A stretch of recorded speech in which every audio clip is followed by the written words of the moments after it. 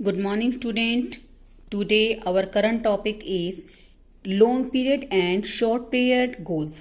देखो बेटे, जो लॉन्ग पीरियड गोल्स हैं are refers to common goals of 5 year plans. अब देखो बेटे, जो लॉन्ग पीरियड गोल्स होते हैं वो बेसिकली हमारे 5 ईयर प्लान्स में कॉमन होते हैं, इसलिए हम इनको कॉमन गोल्स ऑफ प्लानिंग और ऑब्जेक्टिव्स ऑफ प्लानिंग भी कहते हैं। Short period objectives are plan specific. Plan specific का मतलब क्या है बच्चों? योजनाओं के अनुसार इनमें परिवर्तन होता रहता है। नो डाउट बेटे, जो हमारे लॉन्ग पीरियड ऑब्जेक्टिव हैं वो 5 ईयर प्लान्स होते हैं, जो शॉर्ट पीरियड ऑब्जेक्टिव होते हैं 1 ईयर और 3 ईयर प्लान्स होते हैं। अब देखो बेटे, इसलिए हम लोग लॉन्ग पीरियड ऑब्जेक्टिव्स को तो कहते हैं बच्चों ऑब्जेक्टिव्स ऑफ प्लानिंग, और शॉर्ट पीरियड को कहते हैं हम लोग objectives of plans. Depending on ground realities. Ground realities का मतलब क्या है? वास्तविकताओं को अगर हम ध्यान में रखें, बेसिकली हम लोग अपनी हर चीज को मतलब ध्यान में रखकर, कंट्री के रिसोर्सेज, कंट्री की प्रायोरिटीज को ध्यान में रखकर हम लोग क्या करते हैं, इकोनॉमी के अंदर प्लान को बनाते हैं। जो प्लानिंग्स होते हैं बेटे हर योजनाओं में वो क्या होते हैं, बिल्कुल एक दूसरे से अलग होते हैं। It must however be made amply clear that. लेकिन बेटे हमारे लिए ये समझना बहुत जरूरी है कि बेसिकली जो हमारे ऑब्जेक्टिव ऑफ प्लानिंग है, यानी कि जो लॉन्ग पीरियड ऑब्जेक्टिव हैं एंड जो हमारे बेसिकली शॉर्ट पीरियड ऑब्जेक्टिव हैं, यानी कि ऑब्जेक्टिव ऑफ प्लान्स और ऑब्जेक्टिव ऑफ प्लानिंग, वो बेसिकली क्या होते हैं, एक दूसरे के कॉम्प्लीमेंट्री होने चाहिए। ओके, अब देखो दे रखा ना, are not contradict but complementary to each other. अब बेटे जो हमारे शॉर्ट पीरियड प्लान हैं वो प्लान टू प्लान स्ट्रेटजीज भी होते हैं। जैसे मैंने बताया ना बच्चों कि बेसिकली जो हमारे शॉर्ट पीरियड प्लान हैं, नो डाउट बेटा वो बेसिकली हमें क्या होते हैं, हमारी हर योजनाओं के अनुसार रणनीति उनकी बदलती है कि इस योजना को जो हमने प्लान डिसाइड किया है इसके लिए स्ट्रैटेजी ये रखेंगे, तो उनकी स्ट्रैटेजी भी टाइम टू टाइम क्या होती है बच्चों, चेंज होती है। और जबकि जो हमारे लॉन्ग पीरियड ऑब्जेक्टिव हैं वो क्या होते हैं, common goals of 5 year plans. अब देखो बेटे, अब हमारे सामने क्वेश्चन आता है, why should plans have goals. अब देखो बेटे, प्लानिंग जो है उसके हम लोग प्लानिंग क्यों करते हैं, why we required planning. We required planning to achieve our objectives, अपने ऑब्जेक्टिव्स को अचीव करने के लिए।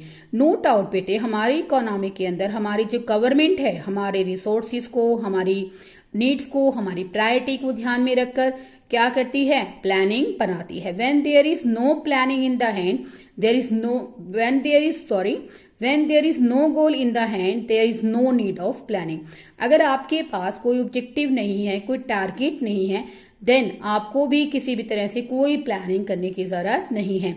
इसलिए जो गवर्नमेंट है अगर वो अचीवमेंट करना चाहती है गोल्स को, अपने ग्रोथ और सोशल जस्टिस का जो हमारा मेन मोटिव है, हमारा ऑब्जेक्टिव है, उसको अचीव करना चाहती है, then the government has to make the plans.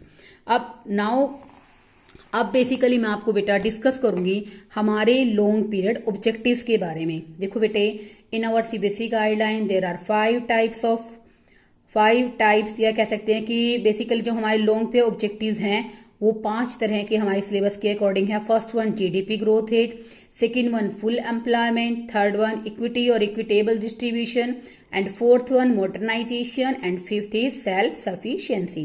देखो बेटे, जीडीपी ग्रोथ रेट, जीडीपी का मतलब क्या होता है student, gross domestic product. It is a sum total of value of goods and services producing in a domestic tertiary of a country during an accounting year. एक साल के अंदर भारत की सीमाओं के अंदर, घरेलू सीमा के अंदर जितनी वस्तुओं और सेवाएं बनाई जाती हैं उनके बाजार मूल्य के जोड़ को हम लोग क्या कहते हैं स्टूडेंट्स, जीडीपी कहते हैं।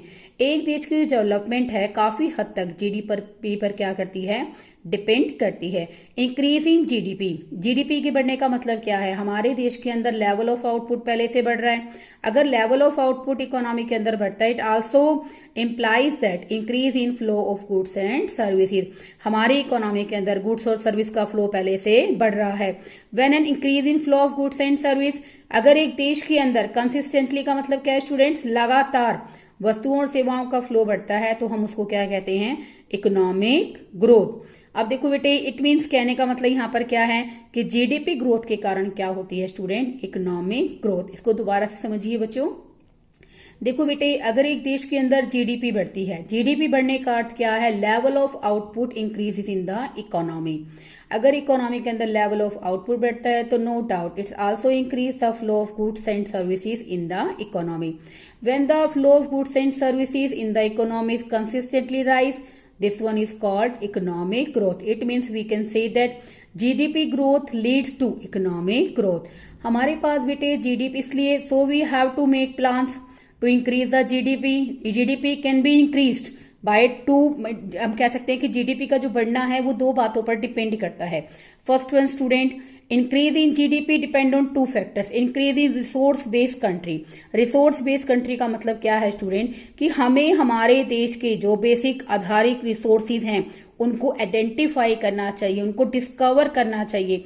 जो रिसोर्सेज हमारे देश में आइडल पड़े हैं, बेकार पड़े हैं, हमें उन्हें डिस्कवर करके उनको यूज में लेकर आना चाहिए ताकि हमारे देश के अंदर जीडीपी को बढ़ाया जा सके। दूसरा तरीका है by using innovative technology, because innovative technology also helps to increase the GDP. Innovative technology का अगर हम लोग यूज करते हैं this will also enhance the productivity as well as our GDP also rise. So अगर हम चाहते हैं कि हमारे देश के अंदर जीडीपी बढ़े तो जीडीपी को बढ़ाने के दो ही तरीके हैं। एक तो resource base of the country को हमें इंक्रीज करना चाहिए, जितने भी हमारे रिसोर्सेज हैं हमें इनको डिस्कवर करना चाहिए, ज्यादा से ज्यादा रिसोर्सेज का हमें यूज करना चाहिए। जो आइडल रिसोर्सेज हैं उनको हमें आइडेंटिफाई करना चाहिए ताकि उनका यूज किया जा सके। दूसरा, to increase the productivity we have to use the innovative technology. Planning in India also ensure that natural resources are fully explored. हमारे देश के अंदर योजनाएं बनाई जाती हैं, उसके अंदर ये कोशिश की जाती है इस बात की कि हमारे जितने भी नेचुरल रिसोर्सेज हैं उनका सही तरीके से यूज किया जाए और उनको कंटिन्यूसली प्रोडक्शन टेक्नोलॉजी को इम्प्रूव किया जाए ताकि जो जीडीपी ग्रोथ रेट है उसको बढ़ाया जा सके। जीडीपी ग्रोथ रेट को कैसे बढ़ाया जाएगा? जितने भी हमारे कंट्री रिसोर्सेज हैं उनको हमें बेसिकली फुल्ली एक्सप्लॉर्ट करना चाहिए, ठीक है, प्रोडक्शन टेक्नोलॉजी को इम्प्रूव करना चाहिए so that GDP achieves a momentum, ताकि जीडीपी को कई गुना बढ़ाया जा सके। Now we are discussing about full employment, our second 5-year plan. अब देखो बेटे, फुल एम्प्लॉयमेंट क्या है? Full employment refers to a situation by which we can say that the people who are in the age of working माने इनकी उम्र काम करने की है, okay, and they are also willing to work, और काम करना चाहते हैं, they must get work, उनको काम मिलना चाहिए। This is the situation of full employment. When our government is successful to achieve this situation, then the growth will social justice. हमारे देश के अंदर जो हमारा मेन ऑब्जेक्टिव है ग्रोथ विथ सोशल जस्टिस को अचीव किया जा सकता है। क्योंकि देखो बेटे, अगर सभी के पास काम होगा तो इससे हमारे देश के अंदर जो समस्याएं हैं, टेररिस्ट एक्टिविटीज हैं, वो काफी कम हो जाएंगी। नो डाउट हमारा जो ऑब्जेक्टिव है कि हम लोग सामाजिक न्याय के साथ देश का विकास करें, वो हम बहुत आसानी से कर सकते हैं। But ironically in our Indian economy there is no situation of full employment.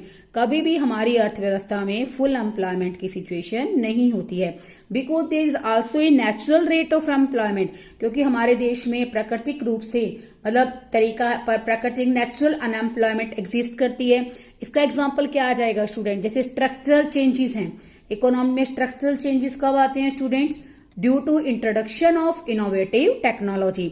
अगर हमारे देश के अंदर हम लोग इनोवेटिव टेक्नोलॉजी का यूज करते हैं तो इसके कारण क्या होता है, जो ओल्ड क्राफ्ट्समैन है वो कुछ समय के लिए क्या हो जाते हैं, अनएम्प्लॉयड हो जाते हैं। Second one reason you can see that agriculture seasonal occupation. Agriculture provides work to the farmers approximate 5 to 7 years. For remaining time they have to remain unemployed. So we can say that full employment does not mean zero unemployment. पूर्ण रोजगार का अर्थ ये नहीं है कि हमारे देश में जो बेरोजगारी है वो शून्य है, खत्म है, ठीक है ना बेटे। अब देखो, in other words those who are able to work and are willing to work, जो लोग काम करना चाहते हैं, काम करने की उम्र में हैं, जैसे हम लोग कह देते हैं 14 से 60 साल की जो उम्र है वो काम करने की है, वो क्या है, वर्किंग एज में है। और दूसरा विलिंग टू वर्क, काम करना चाहते हैं, मस्ट गेट वर्क, उन सबको काम मिलना चाहिए। अब देखो बेटे, जो हमारे देश के अंदर अगर फुल एम्प्लॉयमेंट की सिचुएशन होगी तो इसका मतलब क्या है, more and more people get benefit for the economic growth and they can participate in the process of growth। No doubt बेटे, ज्यादा से ज्यादा लोगों को काम मिलेगा तो प्रोसेस ऑफ ग्रोथ का बेनिफिट ले सकेंगे। Secondly, benefits of growth must be shared across wider section of the society. जो हमारे बेनिफिट्स हैं ग्रोथ के, basically wider section of the society का मतलब यहाँ पर क्या है कि हमारे देश में ज्यादा से ज्यादा लोगों को, ज्यादा से ज्यादा वर्ग के लोगों को इनका जो ग्रोथ है उसका बेनिफिट मिलना चाहिए। तभी तो हमारा जो ऑब्जेक्टिव है basically growth with social justice को हम लोग अचीव कर सकते हैं। Now our third objective of 5-year plan is equitable distribution और equity. Economic growth would become a meaningless exercise if the benefits of growth accrue to only a handful people in the society। देखो बेटे, ऐसे आर्थिक विकास का कोई फायदा नहीं। Equitable distribution का मतलब क्या है, समान वितरण करना, इक्वल होना चाहिए। अब देखो बेटे, ऐसी इकोनॉमिक ग्रोथ, आर्थिक विकास पूरी तरह से क्या है स्टूडेंट, मीनिंगलेस है, बिल्कुल बेकार है अगर उसका फायदा देश के अंदर हैंडफुल ऑफ द पीपल, मुट्ठी भर लोगों को होता है। आपने एक बेटे कभी यहां पर एक कंसंट्रेशन पॉइंट पढ़ा है जिसके अंदर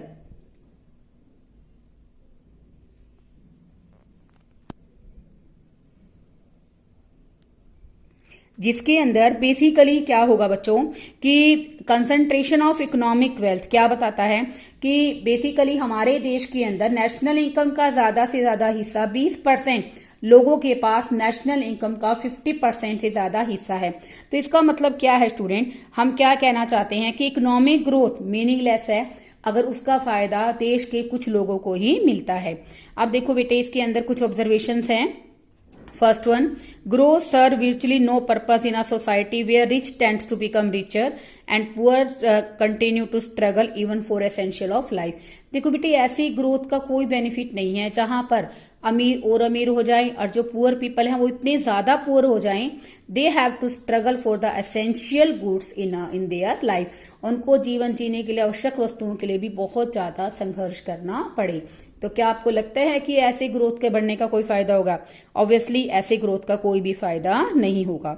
next point, benefits of growth must spread across all section of the society.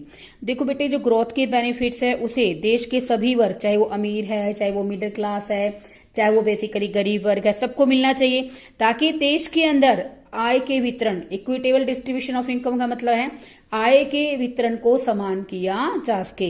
Equitable distribution of income imply social equality and this is one of the principal objectives और goals of planning in India.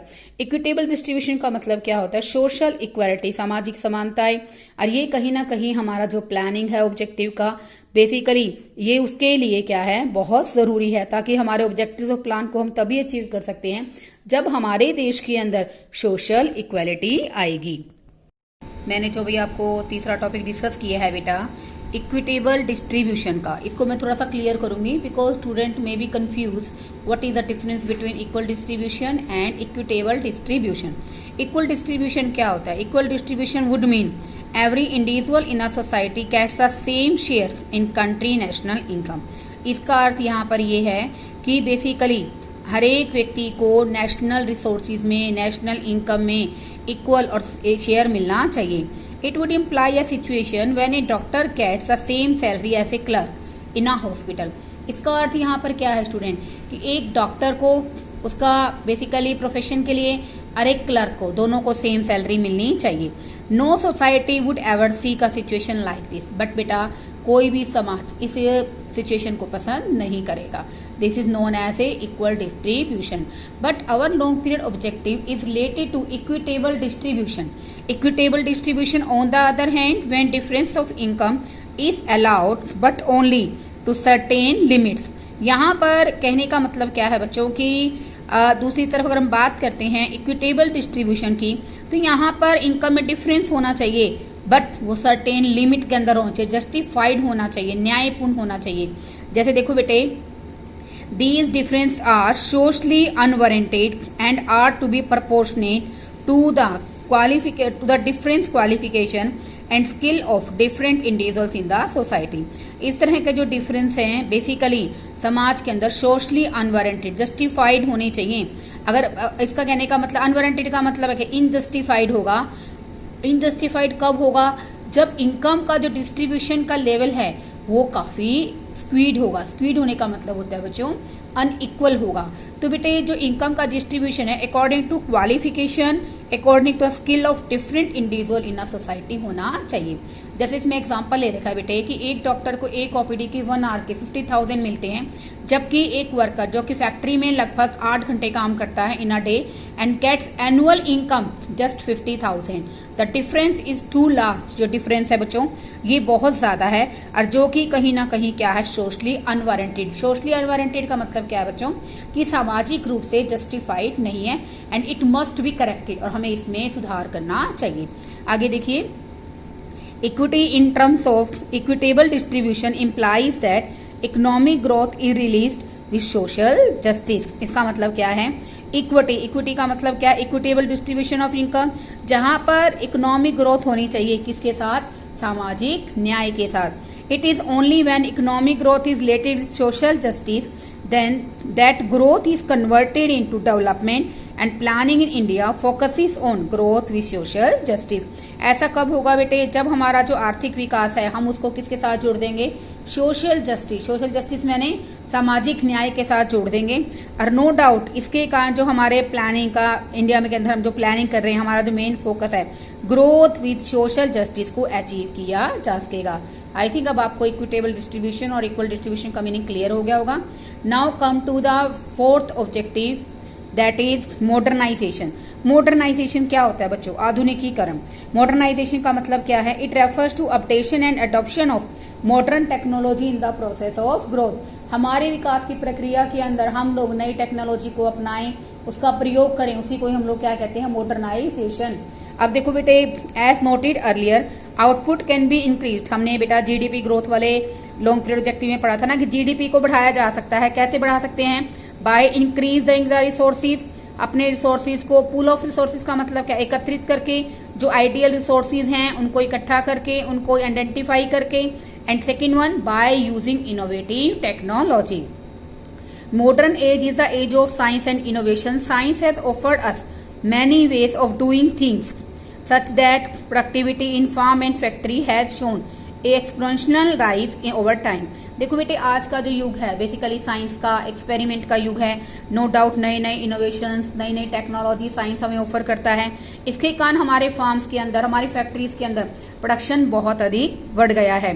Green revolution in agriculture is also the better example how technology can bring about revolutionary change in output. Green revolution बेटे Indian agriculture के अंदर आया 1967-68। What is green revolution? Green माने crop और revolution माने spurt. Together meaning of green revolution is spurt in crop productivity, यानी कि उत्पादन में अत्यधिक क्रांति, अत्यधिक वृद्धि को हम लोग क्या कहते हैं बच्चों?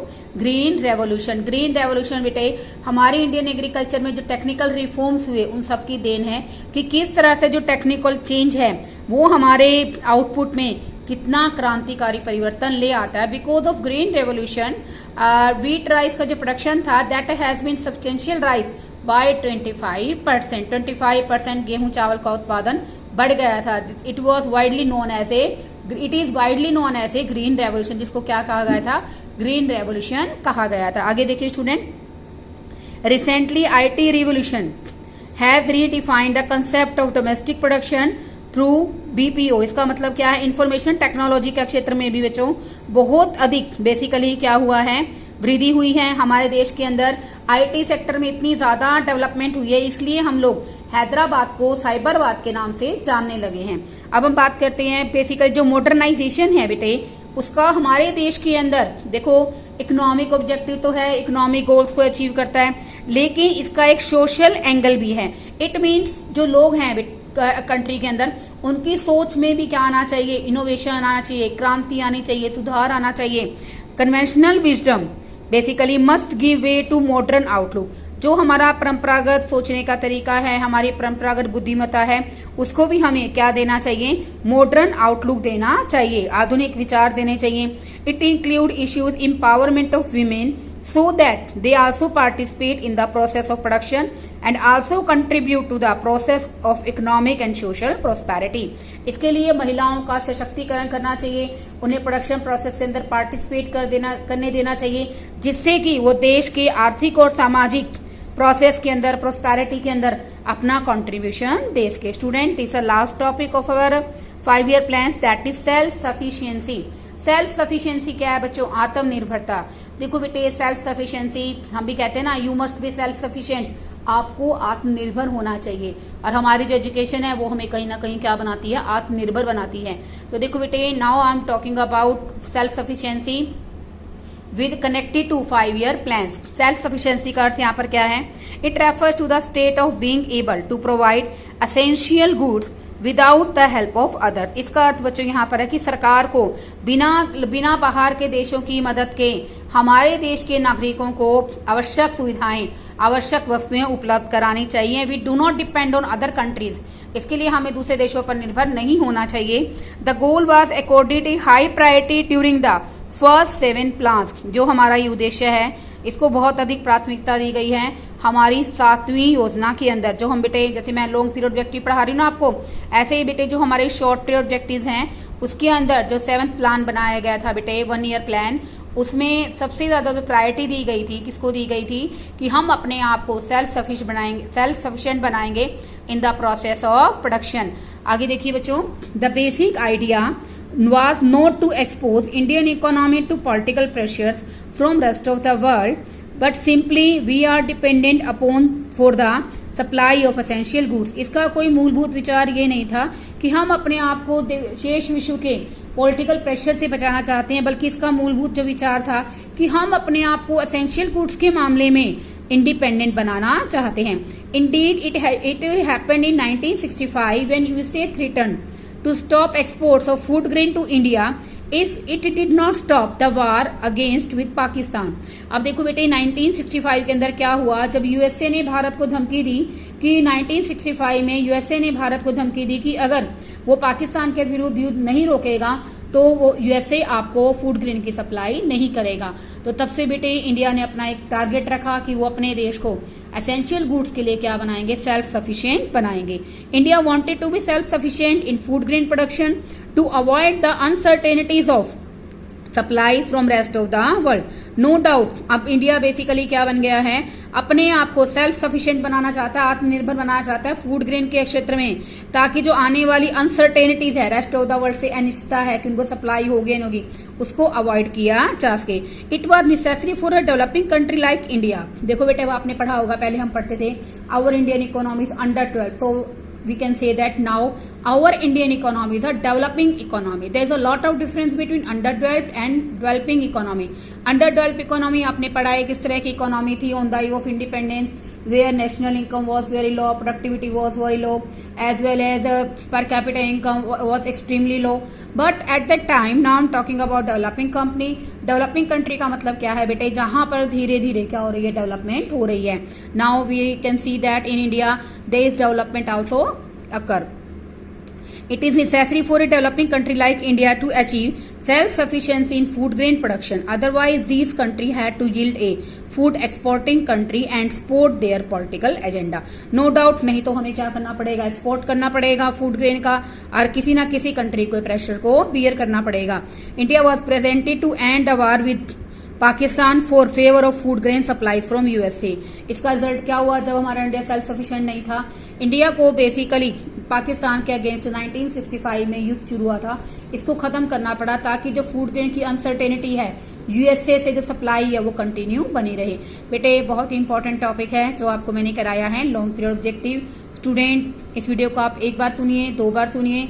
There is a word to word reading and every word is explained in my video so that you can understand after hearing the video। if you have any doubt then you can ask me। okay, thank you students।